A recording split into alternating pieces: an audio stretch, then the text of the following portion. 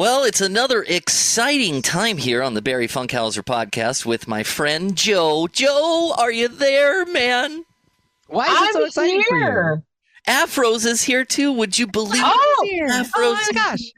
Oh my gosh, Joe. Okay, so listen, Joanna is my real name, so I actually thought you were calling me Joe. I was like, oh, how do they know my nickname? Oh, do you go by Joe sometimes with your friends and your family and stuff? Yes, totally. Oh, that's funny. You know, there's like two people in my life that still call me Joey.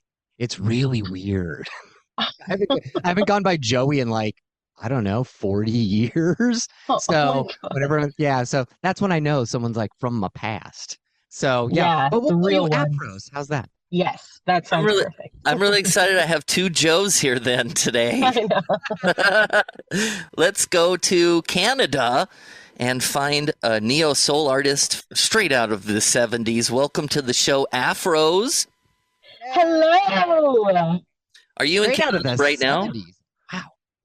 Yeah. Am I where? Sorry? Are you up in Canada currently at this point in time right now? Oh, yes, I am. I'm in Toronto.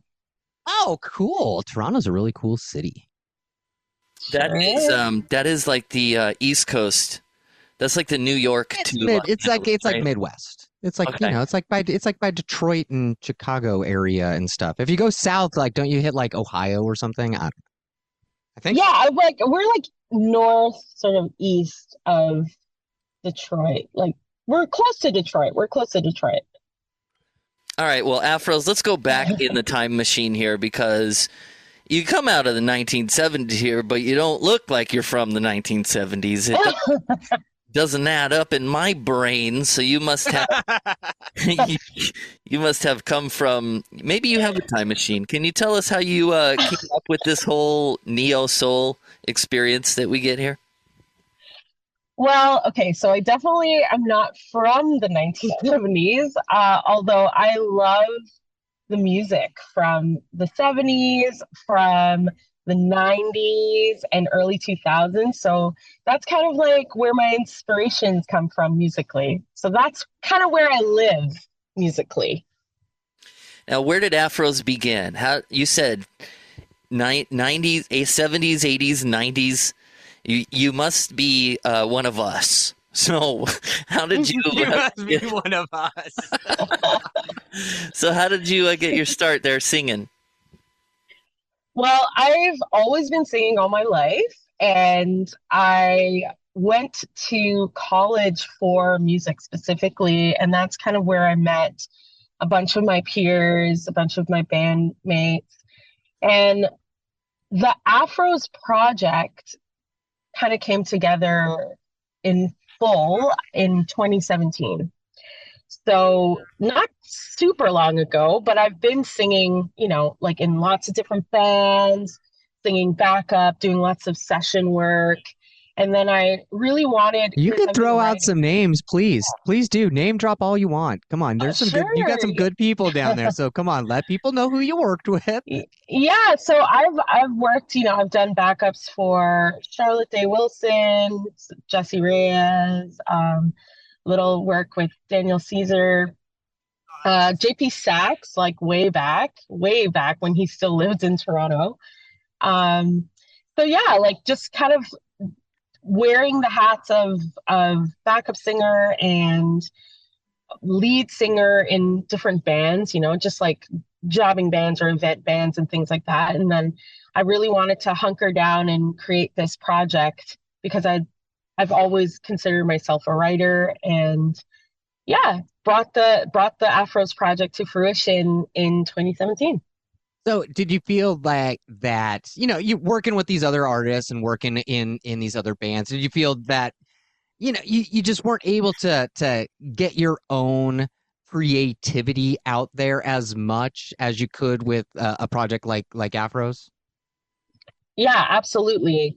It felt a little bit like when I work with other artists, it's great because I'm working on their original music and I love doing that kind of thing. But when you're doing like event bands, you're just singing covers, and that's a great paycheck. And so that's, as a musician, you wear a lot of different hats. But it can sometimes feel like soulless work because you're just hired for this thing and you don't get to sing your own words and talk about your experiences. And so I really felt like that part of my creativity was being stifled. Yeah, because at that point, you're just asked to be an entertainer or a performer. You're not asked to show your own, musical chops, as it might be. Absolutely. Absolutely. I felt like that part of me was missing. So that's why I got it up and running.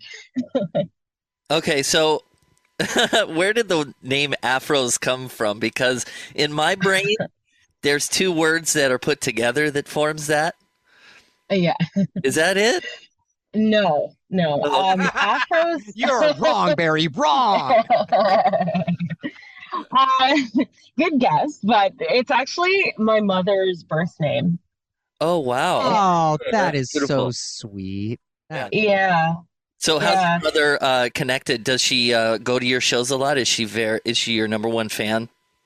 Yeah, she absolutely is. And so is my dad. Like I have such supportive parents, and Aphrose, so a little backstory with the name Aphrose. So my grandmother, so my family is from Trinidad and Tobago, and my grandmother. Oh, we're going to talk about that a lot. Yeah. I'm a big travel guy, and I've never been to Trinidad and Tobago, and I hear it's amazing. Yeah. It's a vibe. The food is amazing. The culture is amazing. So both of your parents are from there, or both of them? Both of them are actually born on the island and relocated to Canada.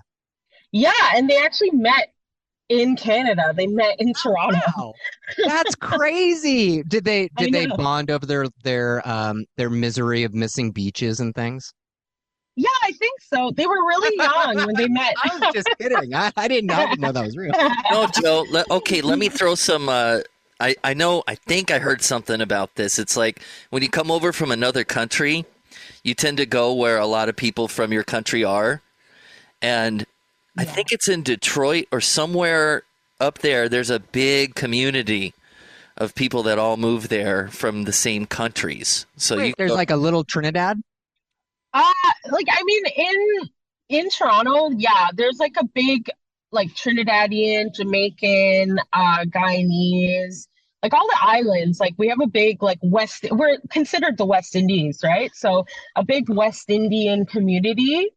Really? And I think. Yeah. Wow. Yeah. Why? Any idea why?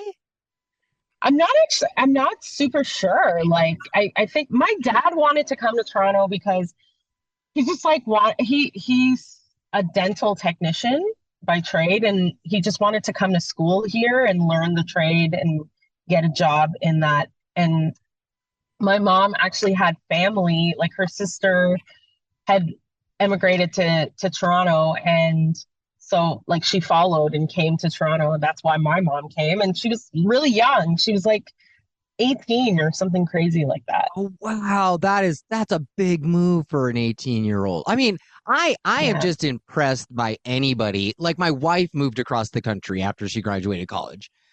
Yeah. I moved 50 miles away from where I grew up, It's I am flabbergasted by it takes so much courage. To move thousands and thousands of miles. Wow. Yeah. More power to your parents. Wow. That's crazy. Yeah. It's pretty cool, man. And they moved here in the 70s. And my dad actually owned a record shop in Toronto. Wow. That's it's crazy. Yeah. I love all that stuff. Yeah. Because people don't realize Toronto has a really good music scene. And you guys, if you have never been there, come on, they're right on the lake there. It's a really beautiful city. Very, it's really clean by modern urban. Have you been? I've been once. I flew through once. I was there for a day. So I just got in the car. Airport doesn't count if you only just. No, I had one day in Canada. It's the only time I've been to Canada. one day in Toronto, I took a car around the city just looking at stuff, and I was just like, okay, cool. Okay, now I get to fly home now. So it was fun. It was great. It's like I said, it's kind of like a underground music scene. You don't realize that like Canada's or Toronto's, it's like this pretty cool town that has like lots of cool stuff in it. They even have like a little Italy there, like a legit little Italy that I had no idea about. We have a little Italy, we have a little Jamaica, we have a little Korea. Like everything. It is a multifaceted city, this Toronto.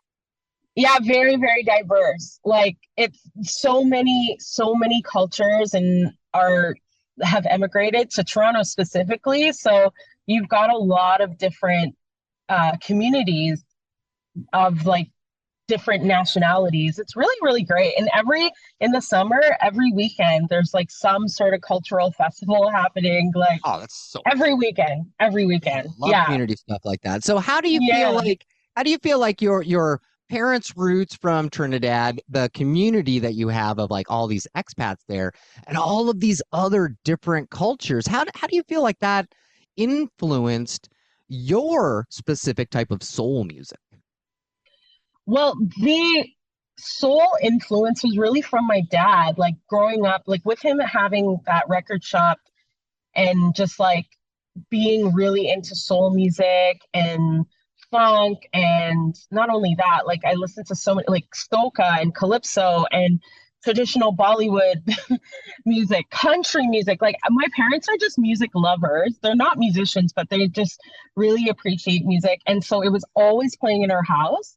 And so those like, but specifically soul music, because that's kind of like the stuff my dad would sell at the record shop. Like I just grew up listening to it. And so like I just grew such a love for it. And it really informed my sound from a young age. Like I was listening to a lot of Aretha Franklin and Mahalia Jackson and Jackson 5 and Stevie Wonder and all of that. But also listening to like Reba McEntire and Shania Twain and like all just a mixed bag.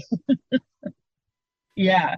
Yeah, and so Canada is all good and fine, and it's a great place to grow up. But I'm sure that you're looking to get out of there and hit the road and sing some songs for people all over the country. So what's going on with that? Are you all over both countries? Yeah, all over North America. Are you touring? I'm not. No, I haven't set my touring up yet, just because the album is coming out in the fall, and so so those plans are gonna kind of come into fruition closer to, if not this year, then and definitely next year. Also setting my sights on Europe as well and UK, and just want to get the Aphrose sound out everywhere. Well, I think you're doing it for a fall release, so you have an excuse to I just released this in the fall. Oh, over winter I'm gonna have to go to all of the southern US states where it's 75 degrees still. Hey, I would love instead of touring in Canada where it's I know -5. I know. Honestly, if it was easier to get into the States to play shows, I would be doing that in a heartbeat. But it's actually really hard with the visa process. Has it gotten harder with COVID? Did it like exponentially get harder to come into the country? I don't know. You don't know. Okay. I'm actually not super sure, but like I just know it's a tough process in general, even prior to COVID. So like I'm not actually sure if COVID has negatively or positively impacted that process. Well, I'm really hoping that we can get you down here, because even if you just did like the Lake Ontario and Lake Erie loops, I mean, you go from Toronto, you hit up Petersburg, then you go over to Kingston, you go down to Syracuse, then Rochester, then Buffalo, then Erie, and then you hit the Cleve, and you can go to the Rock and Roll Hall of Fame after your show or before your show at the Cleve. And then from Cleveland, you head over to Toledo. You go up to Ann Arbor. You hit University of Michigan for a show there. You end up over at Detroit, and then bam, London, and then you're right back home in Toronto. See, that's a great tour right there. Would you like to be my booking agent? I don't know. You're going to have to go through Barry. Barry is my agent. I was going to say he's available. Leave and drive the vehicle. You've got it figured out. That's a great summer road trip right there. So let's get your album out, and then we're going to get you into the States. Barry will sponsor you. I promise. Barry said he was going to sponsor you. Oh my gosh, Barry, you're the best. Okay, well, let me talk about something else now. So when it comes to making music, do you see yourself more likened to making it or performing it? What fills your cup more? I know it's a bit of this and a bit of that, but what is it for you? Is it performing or producing? Honestly, it's in performing. I had a really love-hate relationship with the sort of capturing or studio side of things for the longest time. But this album that I'm going to be releasing and the songs or singles that I'm dropping from it, that process changed my mind about the studio or the production side of things, because I kind of dreaded it before, but I feel like I really came into my own during the recording process of this new album.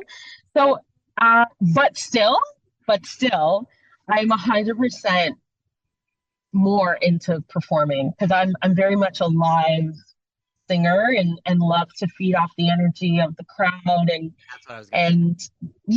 give them something. Each show is a little different than the other show. I'm inspired by energy, and so I've always been that way. I love performing. I love connecting with human beings, and so live all the way. So when you do a live performance, is it all purple all the time?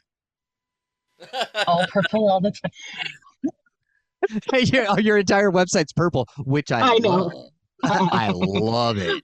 I'm about it because it was Prince's color. You can take it, but I just want to know: is purple lights, purple backdrops, purple clothing, purple makeup? I need to know. I need to know. You need to know. Isn't it vaporwave? Isn't that what this is? That's even. Yeah, I'm talking about. It's there's blues in there too. It goes from and purple and pinks and stuff. I love it. Yeah. That's the Aphrose aesthetic. Is purple, blue, pink, galaxy, starry, galaxy stuff. Yeah, it's so. I love the ethereal nature of it all. I just want to go. I just want to go and listen to the music and just kind of be a little dreamy for 90 minutes with you. It sounds so fun. Yes. Well, I love that. Yeah, I mean, purple is my favorite color. So that's my wife's favorite color too. Oh my God! Look at that. I know. Great minds, Great minds. Exactly. All right. So when you go on tour, you say you love playing live. And you're going to get out and you're going to play lots of shows. We believe in you. So when you go out and you're doing your tour, you can play any place in the entire world. You can choose your favorite venue to play at. What venue do you most want to play at in the entire world? I mean, that's a really hard question. I know. That's why I ask it. I have two. I have a hometown one, and I have. Oh, okay. Let's hear it. What's the hometown? Where do you want to do your home when after you become super famous? You've sold millions and millions of singles because no one buys albums anymore, so everybody's buying your singles. And you are making your triumphant return to Toronto. Where are you playing in Toronto? Honestly, it's not even a huge venue, but it's just so historic and beautiful. And I've sung there twice on backups. But it would be Massey Hall. Cool. Massey Hall in Toronto. And then Carnegie Hall in New York. Oh, you want to do the Carnegie, eh? Yeah, that would Yeah, be. you're taking that over MSG. Most people take the Madison Square Garden, but I'll do Oh, the that, yeah, Carnegie. see? Oh, Oh, yeah, no. You've already said yeah, you're no, gonna take it. I've already chose it. Yeah. See, you put me on the spot there. Like, I'd have to really think about that, but those are the two that came to my mind instantly. So, like maybe They're that's, not bad. There's not yeah. not a wrong choice here. Everybody has their own. If I were to be a performer, and I were to make it on stage, it would probably be the Greek Theater here in Los Angeles. I love an outdoor venue, Gosh, But I am yeah. not, so I have no shot. I have no shot. But maybe I'll see you at the Greek Theater soon. See, Hey, that's what we're all about. meet me at the Greek. I've never been to Carnegie, and Carnegie's in such a great Well, place. she's a singer, so singer-songwriter. That's I get it. Yeah, it like works. It totally different works. kind of. Okay, so let's talk music because it goes back to like 2019 for Aphrose with all of these songs. So, where does the writing come from? Where are you getting your inspiration from, and how does that process go for you? I write from sort of like real lived experiences. I find it hard to just like make up a narrative or a story and like write that way. So a lot of the things I write about are experiences and feelings that I'm trying to process. And it comes through, it's like a form of therapy for me. When I'm going through something, I tend to write. So that's where most of my songs come from. Just like feeling a certain kind of way and writing about it, be it sad, happy, whatever the mood is. So it always comes from just like experience. Okay, so there's like, okay, I'm gonna throw out some names here, Aphrose. Okay, I'm gonna throw out some names. Okay. I'm gonna toss out Adele. Mhm. I'm gonna toss out Silk Sonic. Ooh, I love Soul Song. Yeah, right. I'm gonna toss out some other artists who are I think they're in Vegas right now playing what is known as a residency. Mhm. Is that like the dream for for an artist like you to be a residency artist at a big venue and just like, own a spot? Because a lot of the people that are your heroes, they did that for a big portion of their career. But back in the day, you did that sort of at the end of it. Right. And now people are doing it like almost immediately. So what do you think about that? Yeah, I mean, I've noticed that too. I find it very interesting. To be honest, like, I don't know, because I feel like, well, like the Silk Sonic residency, for instance, like, I feel like that would be so cool to watch just because they're like such exciting artists. And it's They just get happen for on them. roller skates. I haven't seen it, but they get on roller skates. Sounds See, like but such that's a what I fun mean. show. Yeah, like you would really have to work the show aspect of it, like the showmanship aspect of it. And I'm like, that seems like really intense and overwhelming.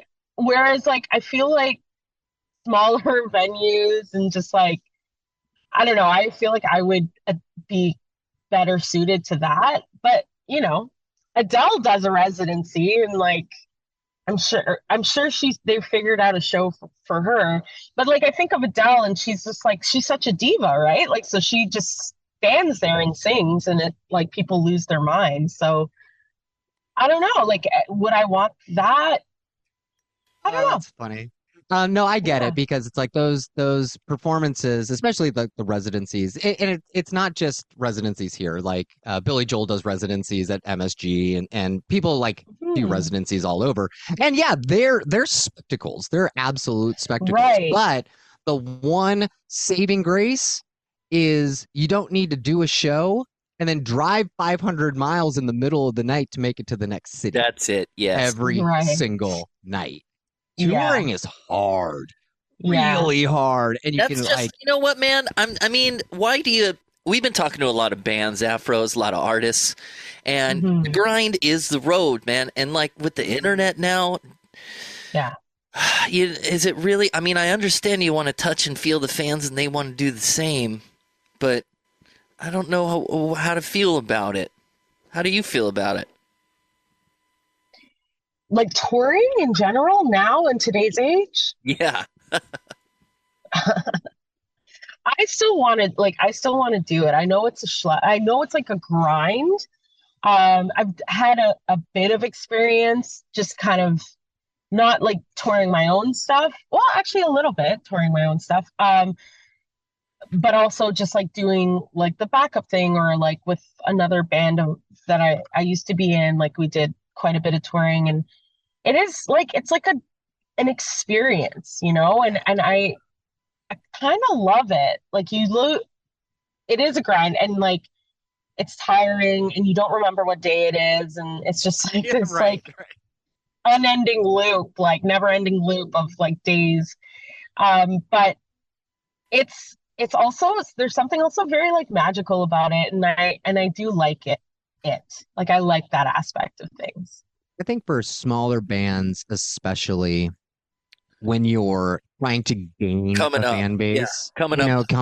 Mm-hmm. Well, I mean, but the other thing, you know, I think that's important to just get the word out there. But the other thing is artists have to realize that not everybody's got the money to fly to Vegas for a weekend, put up the hotel, you know, buy the $300 ticket and go see their favorite act, you know? Yeah. So it makes it to me, like, I understand the finances of a residency for a large act, but you know, sometimes it would be nice if like Bruno Mars didn't just play Hollywood and Vegas. Like, you know, man, you got fans in New York, you got fans in Toronto too. Like, you just get out there and maybe like you can recreate the residency and just do it at Madison Square Garden. I know. And you know, it's like make it a little bit easier for your fans to get out and see you, you know? I agree. I was like really, really hoping that Silk Sonic was going to do like a tour, if not like a world tour, but like a North American tour at least. I was like really hoping for that, but I don't think they did. Like no, it was literally Vegas. It was the residency. I mean, I get it. Anderson and Bruno they're busy guys, but still, it's like this is their job. Can you please just like one time, just like go on tour 50 dates over the span of a year? Just make it easy on yourself, you know, that kind of thing. Yeah, I'd love that.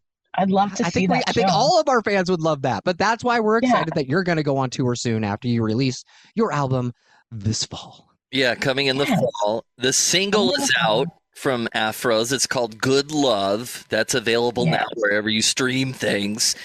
And you have a pre-order for a 7-inch vinyl out. Now, this is always the most fun question that we just started asking is merch. Now, what is your overall take about merch? Do you think it's important? What is in your store? How does that go? Oh, I think merch is absolutely important. And I think it's a fun way to just be creative and like give your fans a piece of you, like that they can wear, or you know, with the vinyl they can spin. There's new merch that's going to be created for this album cycle, and it's the same artist that did the design or the one that you pulled up there. That was my single that I released in 2021, and so it's just the artwork for that single that was put on like a long sleeve tee. And this artist's name is Mika Dela Cruz, and so she designed my new album and my new like artwork for it. So there's going to be some new there's going to be some new art, some new merch that's going to come out, and I don't know, I just think it's like it's cool. It looks like unique. It kind of is eye-catching with like all the colors. She's so creative that way. And I think merch is important. Yeah. Please tell us you're going to do purple vinyl. Oh, please do purple vinyl. Please. For the LP, I wish. I think they're currently being manufactured right now. So the 45s are done, and those are going to be mailed out next week when I release my new single.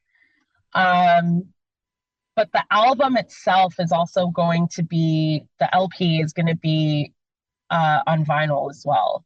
Once the release date rolls around. I don't think it's going to be on a purple vinyl though. Oh, that's too bad. That's too bad. Okay, just random question. Have you ever done any busking? Are you going to go out to the street corners of Toronto and start singing your songs and taking some videos for us? Probably you can say no.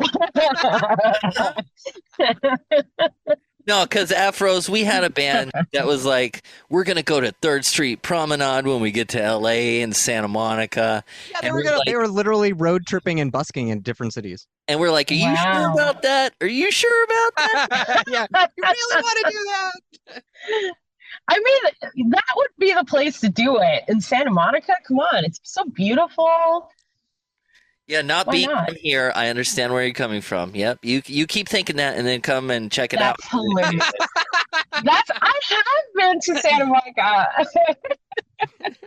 but I don't know the streets very well. Like I will admit, but no busking for me. I do have a few shows that I'm playing locally though. Oh, that's cool. Okay, that's nice. Yeah. Do you, send us some videos? Like get us some sound all over Instagram. And let us go. She's got videos on Instagram, man. You just have to go to her Instagram. You can get it all at aphrose.com. And so tell me all about this song, Good Love. We're about to play it, and then before that, I have one more question. But tell us about Good Love and why this is your single. Well, Good Love was actually chosen by my label to be my first single. I'm signed. I have a distribution deal with a really cool UK label called LRK Records, and they chose that song off of the whole album to be the leading single.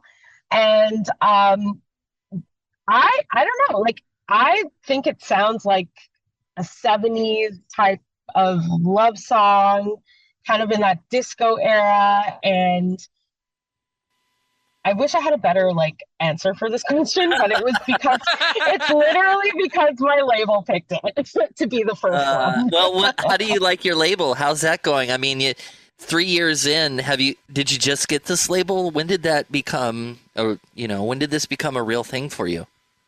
I just signed with this label in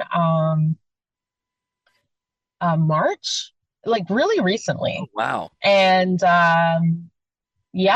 my friend, who is also an amazing artist, her name is Claire Davis, and she's signed to the same label as well. And so she just kind of got me on board. The guy that owns the label, his name is Liam Kenny, and he's just it's a very small independent label, but just has so much heart, and he's such a supportive person that has come on board. And so the music has been it's been received really well in the UK and Europe so far. So we're just kind of getting the Afro sound out everywhere.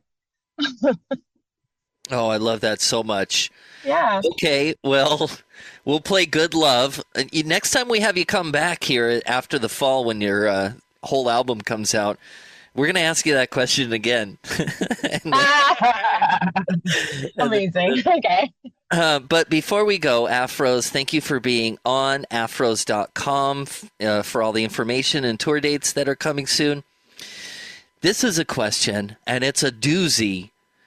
Would you rather get into a battle to the death with one horse-sized duck or 100 duck-sized horses? A battle to the death. Oh my God. One horse-sized duck. Wait, one horse-sized duck or what? 100 duck-sized horses. This is such a weird question. Yes, it is. Okay, I'm gonna say one horse-sized duck. Okay. Yeah. All right. Yeah. That's weird. It is a very weird question. So why would you? Okay, so why then? I know you're still visualizing the A and yeah, I really am. Yeah. and it's like it's gonna happen, but they're coming at you. All right, you don't have any time to like process what's about to happen. Yeah. You're a goner, Aphrose. It's over. I know. Who's gonna be? How you gonna? What's gonna happen? I just feel like I could take on, like one animal versus 100 smaller animals. Like I'd be outnumbered, Mm-hmm. Yeah. It's That's true. smart. It's Yeah. it's tough. That's what it's I tough. would do. It's a bad way to die. That's really what it comes down to. That's what Yeah. I would do, because a big duck. I mean, it doesn't have any teeth, and He's gonna gum you to death, Barry. To death. Well, Aphrose, thanks for coming on the show. Here comes Thanks for Thanks, having Joe. It was so nice having you. yeah, the Joes. Thank you so much. Joe squared. Joe squared. Best. Joe to the power of 2.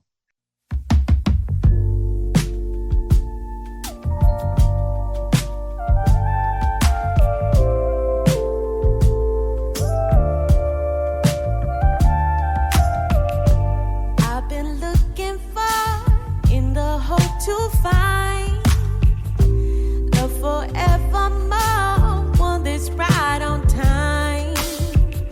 It's what we're living for. It can't be a crime. Unconditional love personified. It's not always easy on this search for love. When you're in the wrong place, it can get so tough. But baby, when you hold me, tell me I'm the one. Oh, you give me that good love. You give good love. Give me that good love. You give good love. Give me that good love. So tell me once again all I need to hear. 'Cause it can get